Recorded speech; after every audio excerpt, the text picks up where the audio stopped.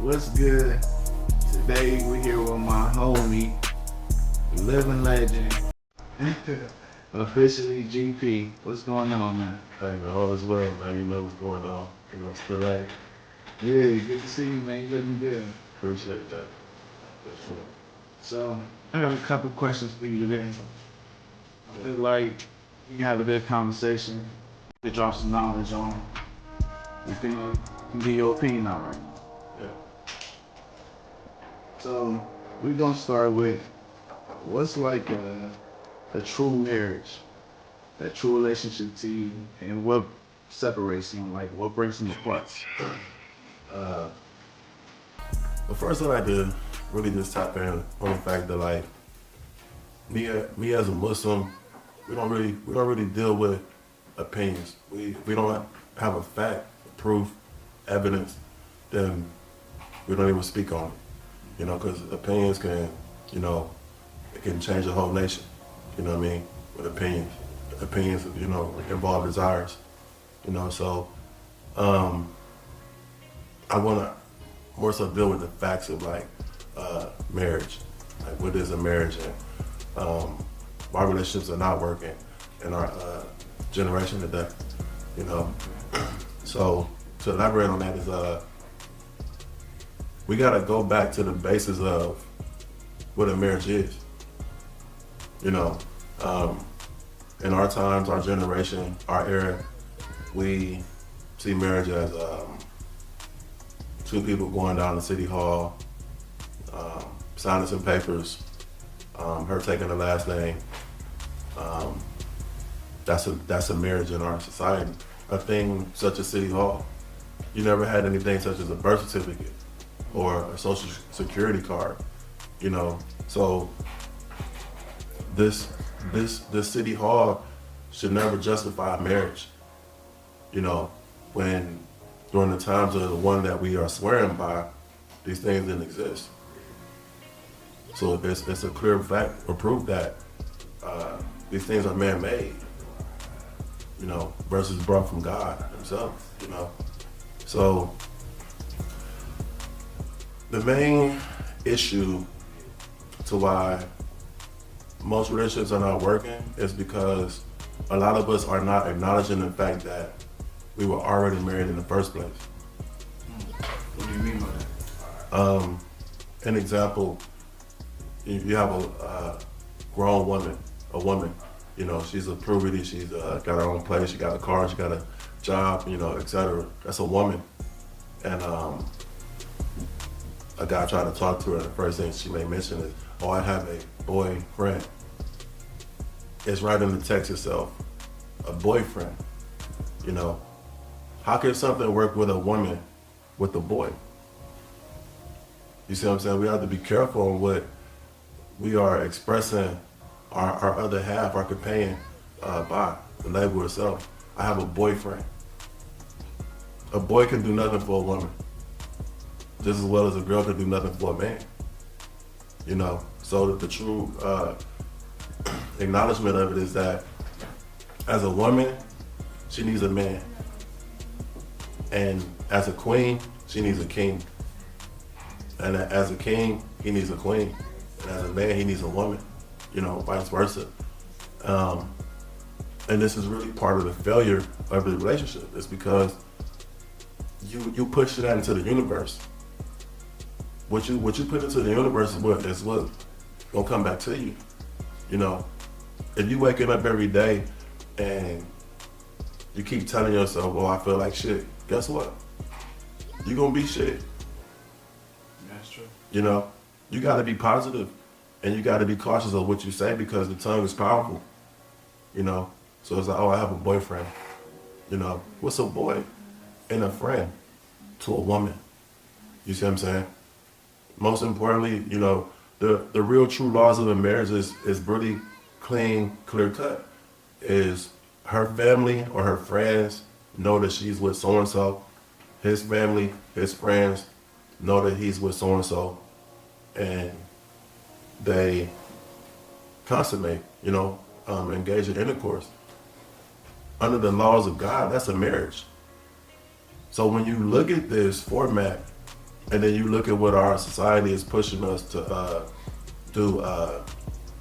That nigga a munch, you know. He's a weekend fling, or whatever the case may be. You have to look at the toxins that's ingesting her system, because there's no way around it that you can get around it. Unprotected sex is touching a person spiritually, So if you been with this guy for X amount of years, like, the funniest thing would be like, oh, we've been together 3 years. They moved in together, they worked together, and then 3 years later he come and say, I get on a knee and here go a ring, I want to marry you. With all due respect, so y'all been married. What has changed? Y'all live together, y'all have sex, y'all work together. Your mother know who he is, his parents and friends know who you are. Y'all been married. So what law are you living under to justify that you never been married to this man? And this is the part and problem why relationships is not working. Because it's like you're not acknowledging what a true marriage is. Nor be given time to y'all break up. They separate. Next week, he's on to another girl. Next week, she's on to another guy. So now, you still, if you study science, when you come in a woman, do you know how long the sperm lasts within her system? I mean, we talking a minimum of 7 days. So a week later, she's on to somebody else and he's on to somebody else. She's still carrying his stuff within her and mixing that with a whole new situation. And then wonder why a month later, that one's not working. Because you are chemically imbalanced, spiritually. You know what I mean? We make sex look so nonchalant, so easy. Just do it. Everybody doing it. He was just a booty call. That's just my sneaky link, etc. But the real critical issue of why nothing is working is because you're mixing too many unwanted seeds, if that makes sense, So the problem is that we're not acknowledging what a marriage is. And majority of the people that follow me on social media, they're under the Christian faith, as I like to call it, the Western faith, because a true Christian is doing everything that the Muslim is doing, as far as how they pray, as far as how they eat, as far as how they talk. If you study the Bible correctly, and thoroughly, and not take out what you want to be out and put in what you want to be fit for your life, But so I like to call them Westerners, because they live in a under the Western world. There's no Christmas in the Bible. There's no Easter land. There's no bunny laying eggs in the Bible. There's no costumes on October 31st. It's not even a date nor a month in the Bible. So how can we acknowledge something in the Bible based on a date within our society? You see what I'm saying? It's not of the Bible. That's man-made. And that's really the biggest problem that we have in our society as far as relationships, is that we're not acknowledging the fact that you've been married. Jesus said it himself. Sister, you've been married. You have many husbands. He was basing it on the man that she was sleeping with. And vice versa. So like, you take it on all that stuff and then you're not acknowledging him as a husband. You're acknowledging him as a boyfriend or a sneaky link or a munch. And those are all just desires. Those are just feeding your desires and not feeding your heart, your soul. If y'all together and y'all don't work, as a woman, give yourself 120 days before you take flight with something else. Because that gives yourself enough time to have a period. That gives your heart time to mend, to heal. That gives your body time to re-nourish yourself. And for a man too. You can't be jumping flight into the next scenario, and the next scenario, and the next scenario when you taking on a piece of every woman that you slept with. And these are why the things are not working. A true marriage is not going to City Hall, standing in front of some man saying, I do. You're still caught in the system of slavery.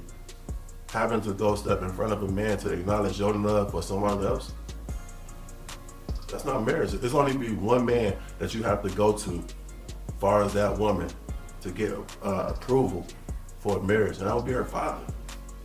And if her father's not around her brother, if he's not around her uncle, someone in her family, you want to get their approval, but not some guy downtown.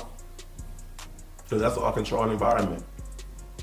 Signing the papers, addresses, phone numbers, emails.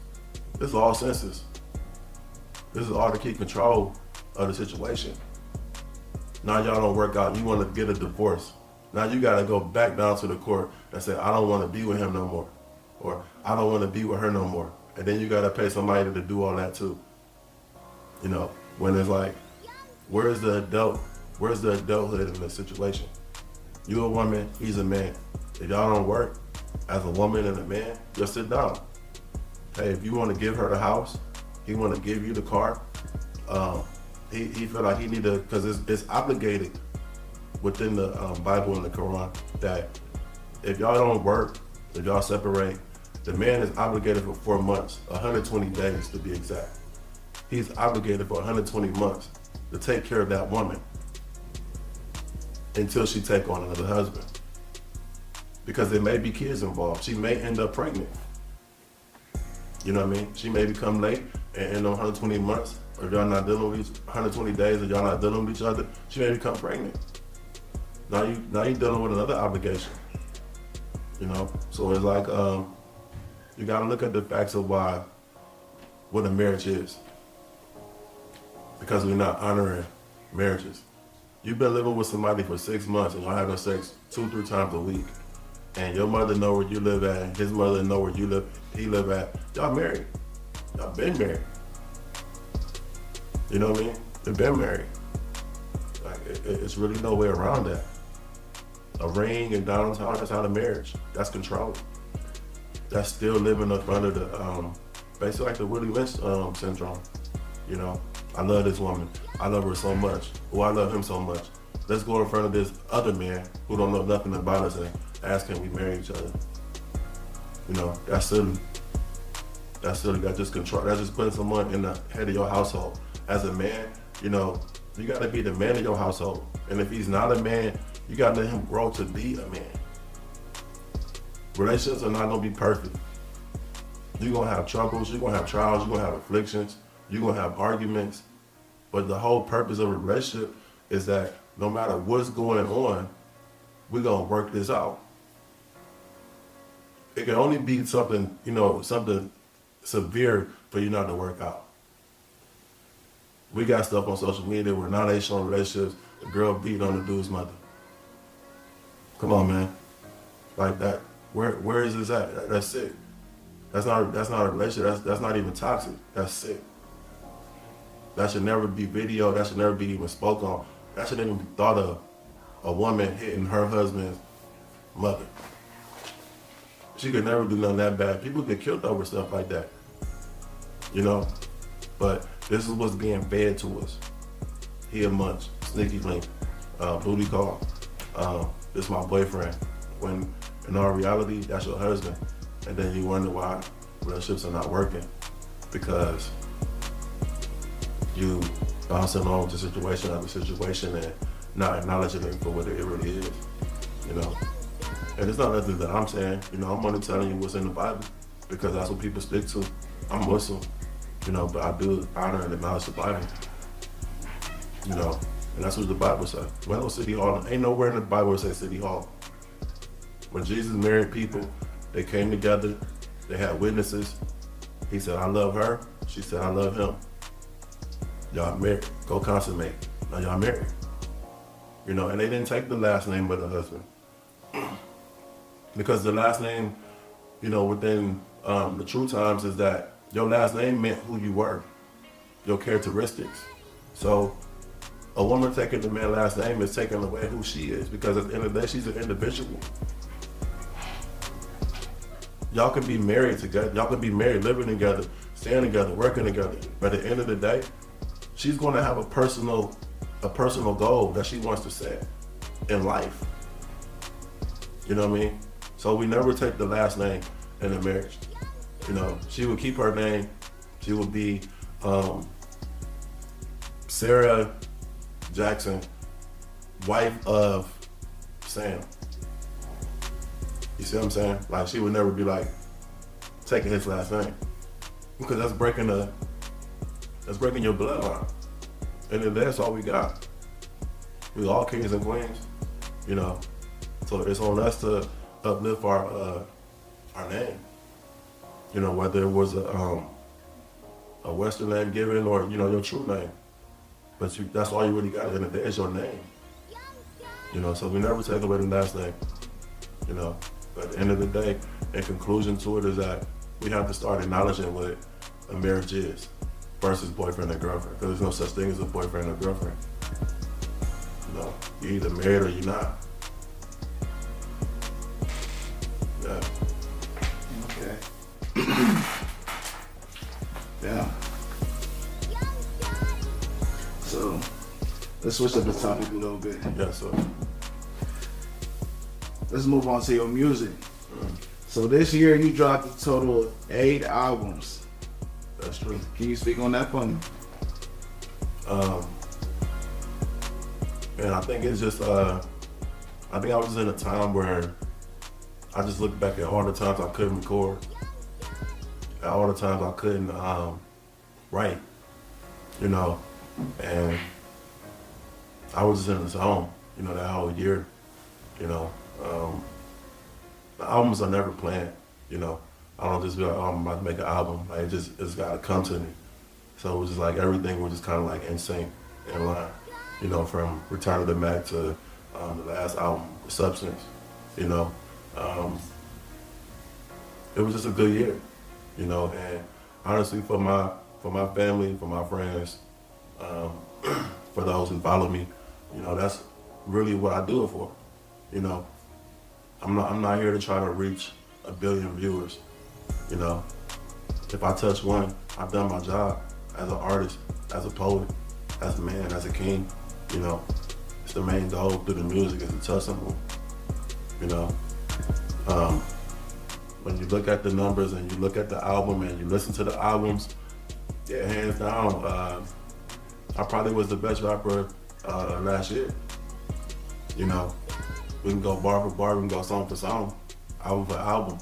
You know, not 8 mixtapes, 8 albums. You know, 1 year.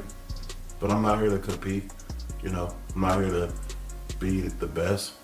I just want to convey a message. You know, so I did 8 last year. My goal is to do 16 this year. You know, we're gonna keep going. We're gonna keep going. Yes, sir. You know, we're working on a new project now. You know, a night in Cleveland, and this one it's called "I Was Bored." You know, because that's just what it was. I was bored, so I just started writing, doing music.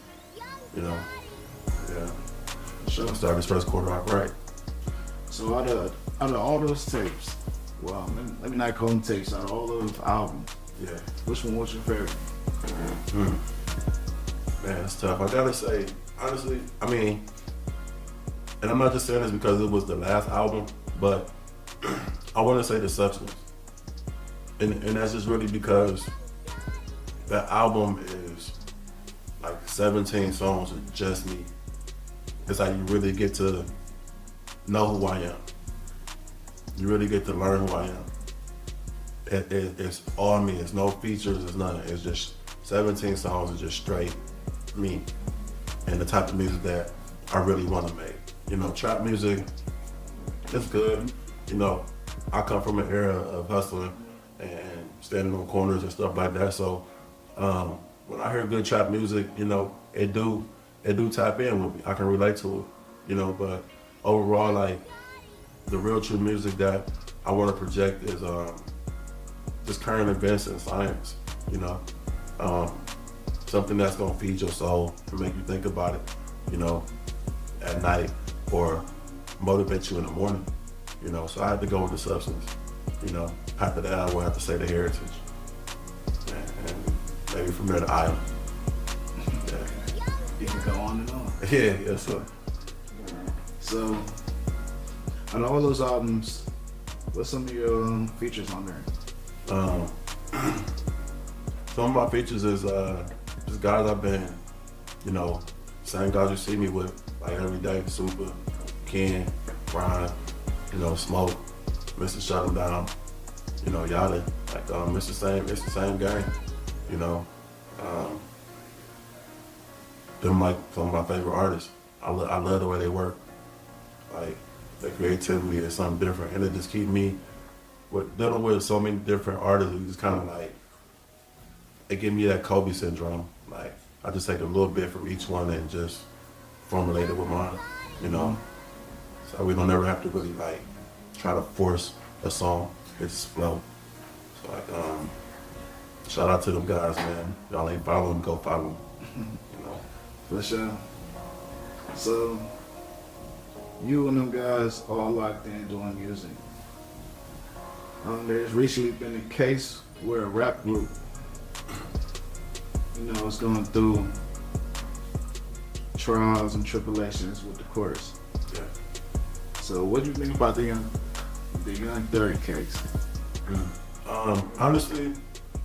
Honestly, and I mean, I know the system itself knows it too, but you gotta look at things realistically. You know what I mean? This man is a multimillionaire. He got children. He got a football team. You hear me? He got a football team of kids he gotta take care of. So, what he rapping about versus what he doing in real life, it's like night and day. This man is not standing on corners or making calls to get people hit. He came from the streets. I mean, so it's like when you come from the streets and you start touching this type of money, you really start distancing yourself from everything and everyone. You know, just on the fact that like he can't even DM a person without it getting screenshot and reposted, and you know, I'm seeing them little effects now, like just, and it's like on a smaller scale. That like I can't even DM somebody without them screenshotting it and reposting it or talking about it. So this man got millions and millions of followers, you know, millions and millions of people that listen to his music, you know. So I can't perceive as a street nigga him actually calling on the phone, sending hits on people. You know, at the end of the day, YSL is his company. So LLC is a business, you know, it's for entertainment. You know, he's not responsible for what these young niggas doing at the gas station. They're saying they YSL. They're like, oh, he got a whole gas station where other gangs are not allowed to go to. What they selling? Weed? I mean, how much weed is generated from a gas station in Atlanta? So much so that Young Thug gotta be firsthand involved in it. That's silly. And the people know that. You know, but it's just something with success and black men. You know, it's like any given day can be gone. You know, any given day can be gone. You know, because we always being targeted. You know, so it's like I don't really see him being a part of what they're saying he had false reasons. And, you know, I think that's silly. Some guys at the gas station repping YSL, you know, a shootout here, a shootout there. I mean, that's every day. You know, that's every day.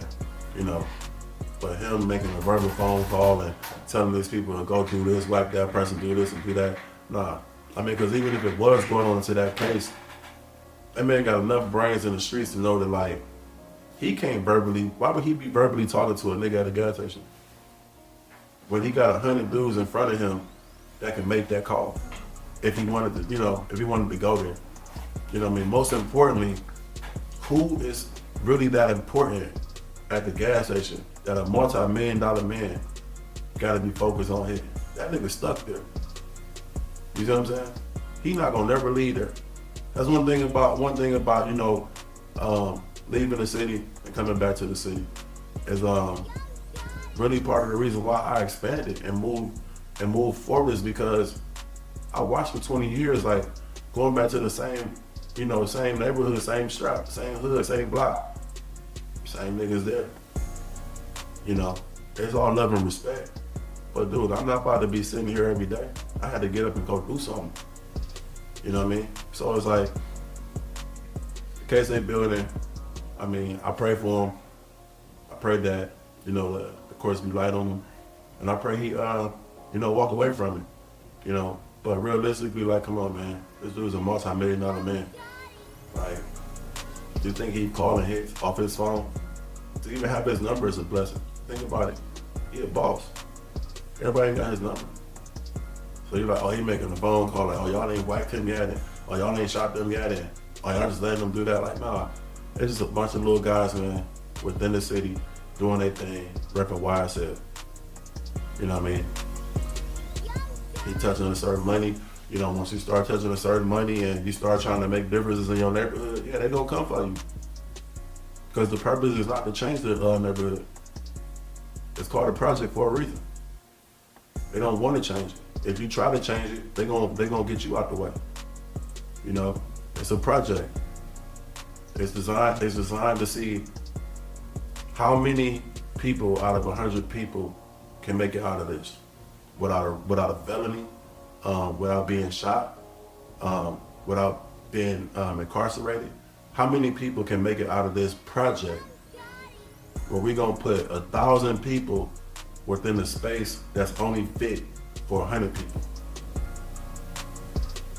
Whether they black, whether they white, whether they Mexicans or Asians. If you put 1,000 people in a place that's only fit for 100, you're gonna have some robbery. You're gonna have some fighting. You're gonna have some killing. It's not enough space for a person to, find peace. So it's a process of elimination. You gotta survive, But him doing all that stuff they talking about, man, I don't really believe that, So it's prayers for him and his family, For sure. As far as the other dude, Yeah, how you feel about the YSL? Honestly, before, when the stuff first went down, I said to myself that Gunner he was gonna roll. Because it's evident. If you told once, you're gonna tell again. And that's just fact. So it's like, good rapper, probably a great person, but you can't be doing no street shit with nobody that hasn't told. Dealing in the business world, I probably deal with snitches all day long. Just as well as dealing with homosexuals all day long in this industry, But I'm never gonna be like, oh, bro, let's link up and go move 100 of these and let's go rob this store. No, dude, he's a snitch. Of course he's gonna tell. That's what he's supposed to do. So again, that goes back to the reference of saying that, like, I don't believe he had anything involved with something they say he's doing, because he know for a fact that this man is not built for that. And again, there's nothing wrong with that. I'm not for snitching. I'm not for telling on people. But at the end of the day, you either built for this or you not. And when you know a person ain't built for that, you don't put them in that situation. You keep it business, you keep it corporate, and that's it. But it's not cool, it's not solid, that they all cop and please and, saying that this was a gang and, saying that they acknowledge the fact that if me and you ride in the car and we get pulled over and I tell the cop that this gun they found here and these pills ain't mine, then what am I saying? There's only 2 people in the car. So if they're not mine, then I'm indicating that they're yours. Or, it's, the whole thing is the best form of wisdom, and the cops tell you off top, you got the right to remain silent. There's nothing to talk about. That's what your lawyer for. That's what your retainers is for. It's like everybody, running around screaming free gunner, free young thugger and all that. Man, let's look at reality here. I got homies that's doing 20 to 30, 40 years in prison.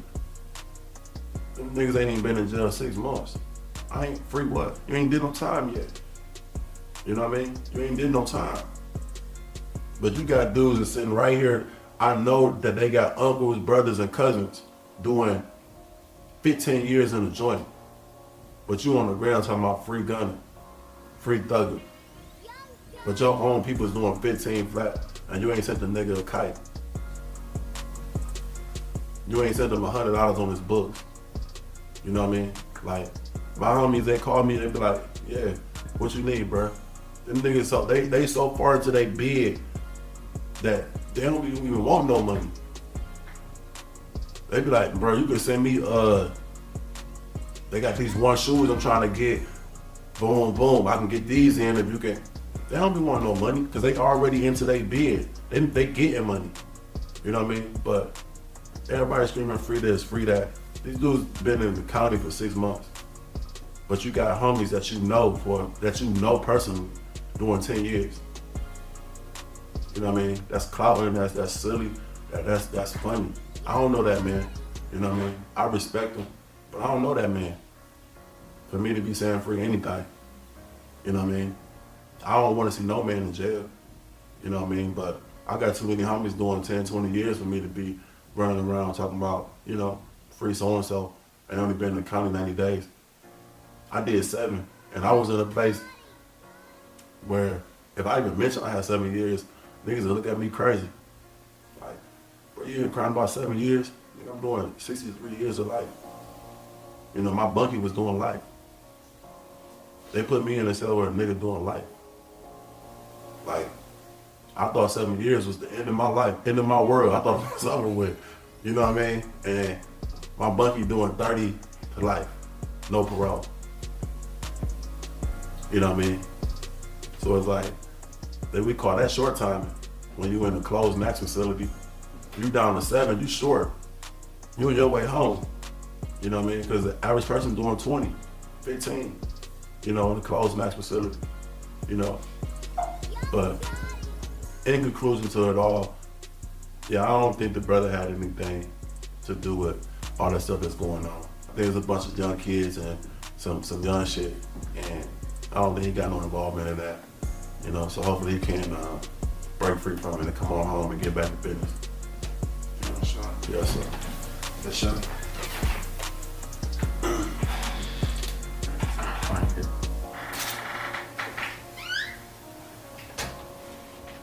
I mean, you can edit it so you can. Yes. Yeah. Yeah. So yeah. In conclusion, what you got going on brand new? What we got going on to look forward to in the future? Well, I said I'm working on 2 albums. One done already. It's called Night in Cleveland. You know, and this other project I'm working on is called I Was Bored. Outside of that, we expanding again. As far as the clothing store.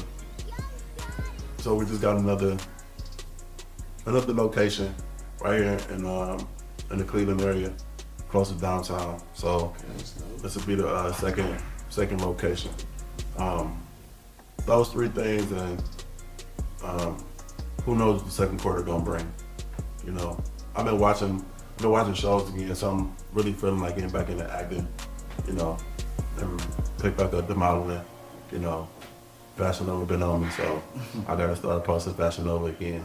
You know, but right now, the 2 albums and new clothing store. You know, yeah, we're gonna keep it going. Yeah.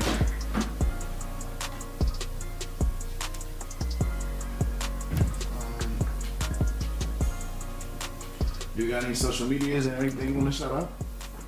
Yeah, you can follow me. The only platform that I do personally use is Instagram. So you can follow me at Mr. Good Paper. Mr. Good Paper, that's it. Yeah, for sure. And we out, officially GP. Yes, sir.